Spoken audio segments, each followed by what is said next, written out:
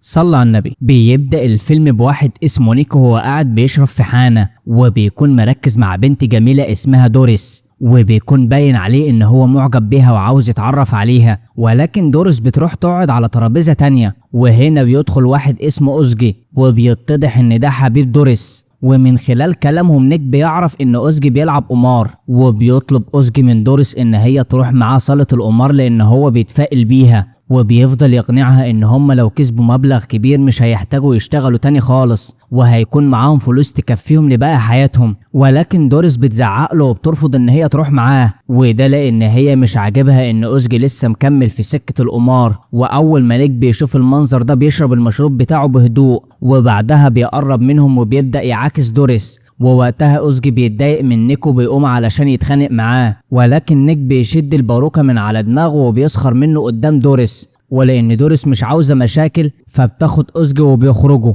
وبيكون أوزجي متضايق وغضبان من اللي حصل، واللي بيزود غضبه أكتر إن نيك بيخرج وراه وبيفضل يستفزه بالكلام، فبيفقد أوزجي أعصابه وبيضرب نيك وبيوقعه على الأرض. وطبعا بتكون دوريس متفاجئة لأنها ما كانتش متخيلة إن أوزجي قوي بالشكل ده، وبتكون فخورة بيه وبتشجعه لدرجة إن هي بتجري عليه وبتحضنه. وفي نفس الوقت ده بنشوف بنت اسمها هولي بتترمي من عربية قدام المستشفى، وبيبان إن هولي متعذبة ومضروبة علقة موت لدرجة إن هي مش قادرة تتحرك من مكانها. ولحسن حظها بيخرج دكتور من المستشفى علشان يدخن، وأول ما بيشوفها بيجري عليها وبيدخلها المستشفى بسرعة علشان ينقذها. وساعتها الأطباء بيسألوها عن اسمها ومين اللي عمل فيها كده، ولكن هولي ما بتنطقش غير اسم نيك، وبتفضل تكرر اسم نيك لحد ما بيغمى عليها. وتاني يوم بيروح نيك يقابل أوزجي، وبنعرف ان اللي حصل الليلة اللي فاتت كان مجرد تمثيلية، وان أوزجي مأجر نيك علشان يعمل دور البلطجة،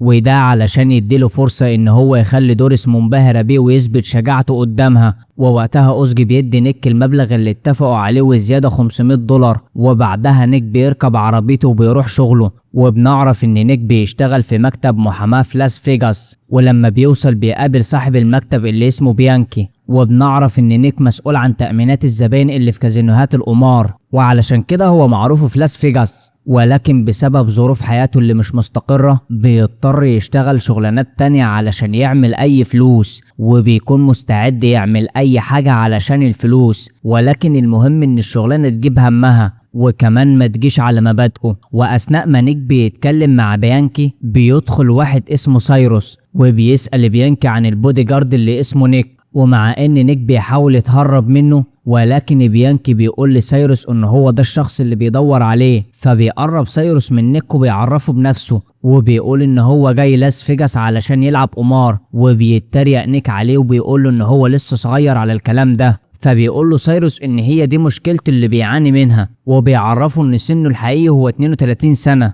ولكن اي حد بيشوف شكله وهيئته بيفتكر ان هو عمره 20 سنة، وده بيخلي الناس تطمع فيه وفي فلوسه. وبيعرفه ان هو عاوزه يشتغل معاه بودي جارد علشان يحميه لو حصلت اي مشكلة في الكازينو، ولكن قبل كل ده هو عاوز يعرف مؤهلاته. فبيبدأ نيك يتفاخر بنفسه قدامه، وبيقول له ان هو دخل معارك كتير طول مسيرته، وبالرغم من كل المخاطر اللي اتعرض لها لسه عايش، ومفيش حادثة قدرت تقضي عليه. وده لان نيك معاه رخصة طيران وحزام اسود في الكاراتيه، ده غير ان هو فاز ببطولة الملاكمة الدولية 3 سنين ورا بعض. ووقتها سايروس بيبان عليه ان هو راضي عن السيرة الذاتية بتاعة نيك، ولكن نيك بيكمل كلامه بيقول ان هو بيتكلم 4 لغات، ومعاه شهادة في الاقتصاد من جامعة امريكية، وعنده قدرة ان هو يحفظ اول 3 صفحات من جريدة نيويورك تايمز في 5 دقايق، وبيقدر يرجع يحكيها بالتفصيل بعد 5 أسابيع كاملة. وبينهي كلامه وبيقول ان هو عنده عيب واحد بس، والعيب ده هو انه بيكذب بشكل مستمر، وعلى عكس المتوقع بيشوف سايروس ان نيك دمه خفيف وده بيعجبه، وبيتفق مع نيك على الميعاد اللي هيتقابلوا فيه علشان يبدأوا الشغل. وبعدها نيك بيركب عربيته وبيروح للمطعم اللي متعود يتغدى فيه، وهناك الندلة بتقوله ان في بنت اسمها هولي سابت له رسالة. وبعد ما نيك بيقرا الرسالة بيروح فورا على بيت هولي، وبنعرف وقتها ان هولي تبقى صاحبة نيك. واول ما نيك بيشوف الكدمات اللي في وشها بيسألها ايه اللي حصل ومين اللي عمل فيها كده، فبتقوله ان في راجل ومعاه 2 بودي جارد استدرجها القط في الفندق الليلة اللي فاتت، وهناك اغتصبها وعذبها وخلى رجالته يضربوها ويرموها قدامه المستشفى. والمشكلة ان هي ما تعرفش مين الراجل ده ولا اسمه ايه، وده كان السبب اللي خلى هولي تكلم نيك، لان هي عاوزة تأجره علشان يعرف اسم الراجل ده وترفع عليه قضية. فهنا نيك بيكون شايف ان اللي عمل كده يا اما واحد غني وبيلعب قمار، يا اما مجرم وزعيم عصابة. والغريب ان نيك بيرفض طلب هولي وبيقول لها ان هي محتاجة محامي او محقق خاص، فبتقول له هولي ان هو ليه معارف كتير واكيد هيعرف يساعدها. ولكن نيك بيقول لها ان هو ما يعرفش حد في الفندق ده ومش هيقدر يعمل حاجة للناس اللي خطفوها وعذبوها، وبيفكرها ان هو كان حذرها قبل كده من التعامل مع زباين الفندق. وبعد ما بيخلص كلامه بيعتذر لها وبيسيبها وبيمشي. وبيظهر ان نيك كان بيكذب على هولي، وده لانه لما بيركب عربيته بيكون متضايق من اللي حصل، وبيروح للفندق اللي هولي بتشتغل فيه وبيتسلل من الباب الخلفي، وبيقابل واحدة صاحبته شغالة في الفندق اسمها ميليسا، وبيوصف لها نيك شكل الراجل اللي حكت عنه هولي. فبترتب ميليسا ميعاد معاه في المطعم علشان يتكلموا براحتهم، وهناك بتقوله ان الراجل اللي بتدور عليه اسمه داني، وبتعرفه ان داني ده يبقى ابن زعيم المافيا الإيطالية، وبتعرفه كمان ان ابوه ملوش غيره وبيخاف عليه جدا، وعلشان كده حاطط له 2 بودي جارد وما بيفرقوهوش ابدا. وهنا ميليسا بتنصح نيك ان هو ما يقربش من داني لان البودي جاردات بتوعه لوحدهم يقدروا يكسروا رقبته. ولكن نيك بيتجاهل كلام ميليسا وبيصمم ان هو يجيب حق هولي مهما حصل. وبالليل نيك بيقابل سايروس حسب ميعادهم، وسايروس بيكون طاير من الفرحة، وده لانه هيلعب قمار في لاس فيجاس لاول مرة. فبياخدوا نيك في جولة لكل صالات القمار اللي في المدينة، ووقتها سايروس بيكون فاكر ان نيك عميل سري، ومن كتر ما هو وشه جامد ومش بيبين اي تعبيرات بيفضل يسأله هو بيشتغل في انهي جهاز مخابرات بالظبط. ولكن نيك بيقول له يسكت ويستمتع بالسهرة. فبيسمع سايروس كلامه وبيروح يلعب قمار، وبيقف نيك قريب منه علشان يحرسه. واول ما سايروس بيكسب بيعزم نيك على مشروب بالمناسبة دي،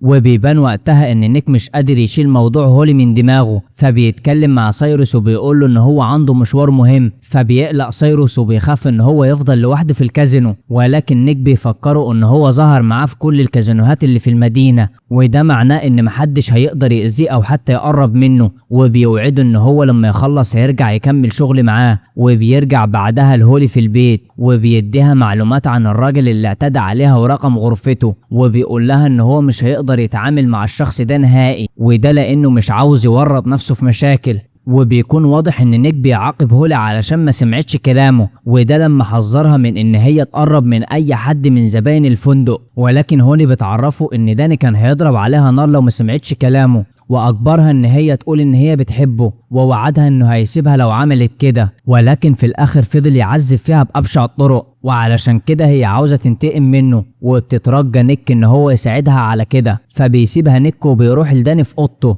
وبيتظاهر ان هو موظف عند بيبي زعيم العصابات في لاس فيجاس. وفي الاول الحارس ما بيهتمش وبيقفل في وشه الباب، ولكن لما زميله بيسمع اسم بيبي بيقوم بيفتح النيك بسرعة، وده بسبب ان هو خايف ان بيبي يزعل لما يعرف ان هم طردوا واحد من رجالته. وبعدها بيدخل نيك وبيقابل داني اللي بيكون وقتها قاعد بيستحمى في البانيو، وساعتها داني بيسأل نيك هو عاوزه في ايه، فبيعرفه ان هو جاي بخصوص بنت كانت سهرانة معاه الليلة اللي فاتت. فبيسأله داني لو البنت دي جميلة، فبيقول له نيك ان البنت كانت جميلة قبل اللي هو عمله فيها هو ورجالته. فهنا داني بيفهم ان نيك بيتكلم عن هولي، فبيطلع من البانيو وبيقول له ان هم شربوا واتبسطوا سوا وحصل اللي حصل. ولكن نيك بيقول له ان اللي هو عمله ده غلط ولازم يتحاسب عليه. فبيتعصب داني وبيمسك مسدسه وبيصوبه على نيك، وبيطلب منه يعتذر عن كلامه ده والا هيقتله. ولكن نيك بيرفض يعتذر، فبيقول له داني ان هو هيسيبه يمشي، ولكن هو ليه كلام تاني مع الراجل اللي مشغله. فبيطلب داني من رجالته ان هم يرموا نيك بره الاوضه. وهنا نيك بيتحرك بسرعة وبيضرب واحد من الرجالة في رجله وبيكسرها، وبيعور التاني في وشه بكارت الفيزا. وساعتها داني بيتصدم لما بيشوف اللي بيحصل في رجالته، فبيضرب نار على نيك علشان يخلص عليه. ولكن نيك بيستخبى منه بسرعة وبيرمي عليه كارت الفيزا وبيعوره في وشه، فبيقعد داني على الأرض وبيغمى عليه. وبعدها نيك بيكتفه هو ورجالته،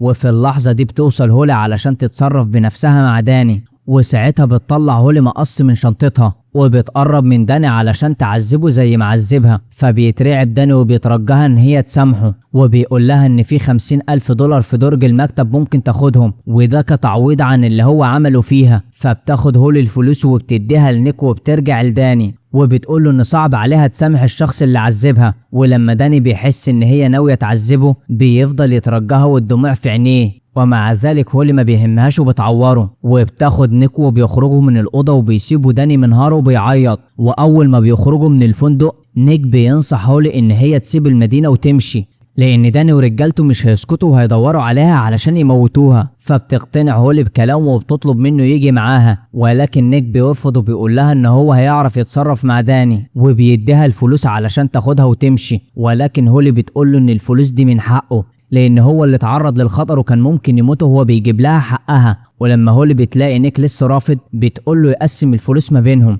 وبعدها بتركب العربية وبتودعه وبتمشي. وبعدها نيك بيرجع بيته وبيحط $25,000 قدامه، وفي اللحظة دي بيقرر يجرب حظه مرة واحدة بس، وده لأن هو من جواه نفسه يهرب من المدينة الملعونة اللي هو عايش فيها دي ويعتزل عالم الإجرام. ولكن علشان يعمل كده لازم يجمع $500,000 على الأقل، لأنه بيحلم يشتري مركب ويعيش في جزيرة بعيد في البحر المتوسط، ومفيش قدامه غير القمار اللي ممكن يخليه غني في لحظة. فبيروح الكازينو وبيدي البنت الديلر $100، ولكنه بيبدأ المراهنة ب$10 بس، وده بيخلي الديلر تبصله بسخرية. ولكن الغريب ان كل ما بيلعب اكتر بيكسب اكتر والحظ بيضحك له. وبيبان وقتها ان نيك حريف في القمار، وده لانه زمان كان مدمن قمار لدرجة ان هو ضيع مستقبله كله، وبيحس ان الليلة دي هي فرصته الوحيدة علشان يغير حياته، لان هو بيكون عارف ان هو سواء كسب او خسر فهو هيسيب لاس فيجاس علشان داني مش هيسيبه في حاله بعد اللي حصل. فبيقرر ان هو يراهن بمبلغ كبير وبيحط $1,000 زيادة، وكل ما نيك بيلعب حظه بيزيد اكتر لدرجة ان ادارة الكازينو بيغيروا الدولار. ولكن نيك بيوقف لعبه وبيروح يشرب علشان يحتفل، وبالصدفة بيقابل سايروس وبيقعدوا سوا،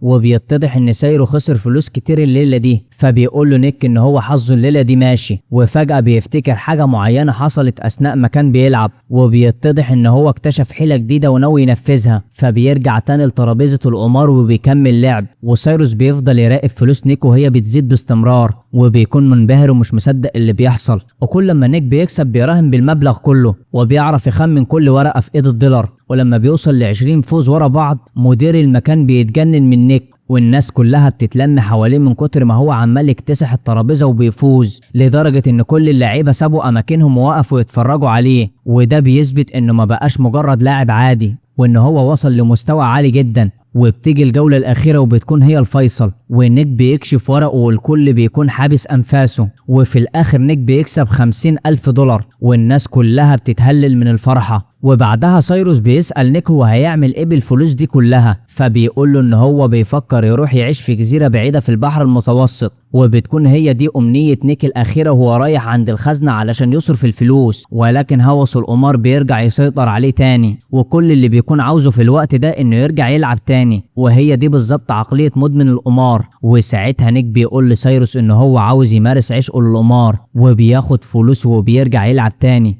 والمرة دي بيراهن $500,000 اللي معاه، وكمان بيحط عليهم $25,000 اللي اخدهم من هولي. وللأسف المرة دي الحظ بيدي ظهره لنيك، وفي لحظة واحدة بيخسر كل ما يملك. ووقتها الديلر بتكون متعاطفة معاه وبتواسيه، ولكن بيقول لها انه مش زعلان، ورغم كده الناس اللي حواليه بيسقفوا له. ولكن اول ما نيك بيدخل الحمام بيكون حاسس بالندم، لانه معرفش يمنع نفسه ويتحكم في رغبته، وبيكون زعلان ان هو ضيع كل الفلوس اللي معاه. وبعدها بيفضل يشرب كتير لحد ما بيغمى عليه وبيقع على الارض. وتاني يوم بيفوق نيك وبيلاقي نفسه عند سايروس في اوضته، وسايروس بيعرفه ان هو دفع فلوس لاتنين من اضخم الجردات علشان يشيلوه ويجيبوه لاوضته. وفي اللحظه دي سايروس بيفتح قلبه لنيك وبيعترف له ان هو شخص ضعيف وجبان، وبيكون خايف ان هو لما يكبر في السن يتعرض للضرب من المراهقين، وده لانه شاف قبل كده في الشارع شويه عيال بيضربوا راجل عجوز. وبيطلب سايروس من نيك ان هو يعلمه فنون القتال، لان نيك بالنسبه ليه هو المثل الاعلى في القتال والمهمات الصعبه. وبيقول سايروس ان هو بيحلم انه يعمل اي عمل شجاع قبل ما يموت،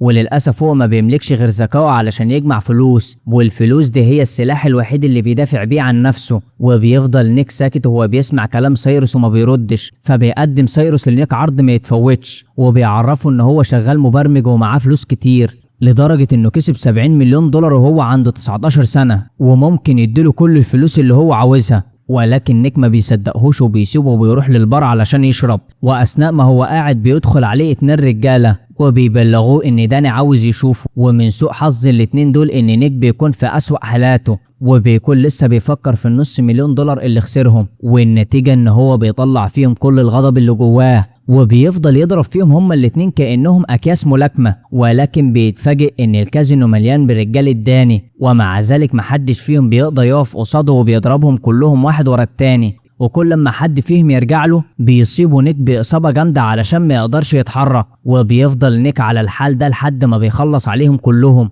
وساعتها بيوصلوا رجالة صاحب الكازينو وبيطلبوا منه يوقف ضرب. وبعدها نيك بيروح يقابل بيبي زعيم العصابات في المدينة، وبيظهر ان نيك وبيبي اصحاب من زمان. وبيعرف نيك من بيبي ان داني قدم فيه شكوى، وبيدعي ان نيك قتل 2 من رجالته وسرق فلوسه. وهنا نيك بيسأل بيبي لو هو مصدق الكلام ده، فبيرد بيبي وبيقول له ان هو لو مصدق كان زمانه ميت اصلا، ولكن هو قدم شكوى ولازم يحقق فيها ويوصل للحقيقة. وعلشان الحقيقة تبان بيضطر نيك ان هو يواجه داني وش لوش. ووقتها داني بيستغرب ان بيبي جايب نيك علشان يواجهه، فبيفهمه بيبي ان هو ما يقدرش يموت نيك من غير ما يتأكد من الحقيقة الاول. فبيكذب داني وبيقول له ان نيك خدعه وفهمه ان هو واحد من رجالة بيبي. واول ما داني سمح له ان هو يدخل اوضته هجم عليه وعلى رجالته، ووقتها نيك ربط رجالته في الكرسي وضربهم بالنار. وبيكمل داني في كذبه وبيقول ان نيك سرق 50,000 دولار من مكتبه، وبيمثل قدام بيبي وبيقول ان هو مش فاهم ليه نيك بيعمل كده وايه اللي يخليه يهجم عليه من غير سبب. ولكن داني بيتصدم لما بيبي بيقول له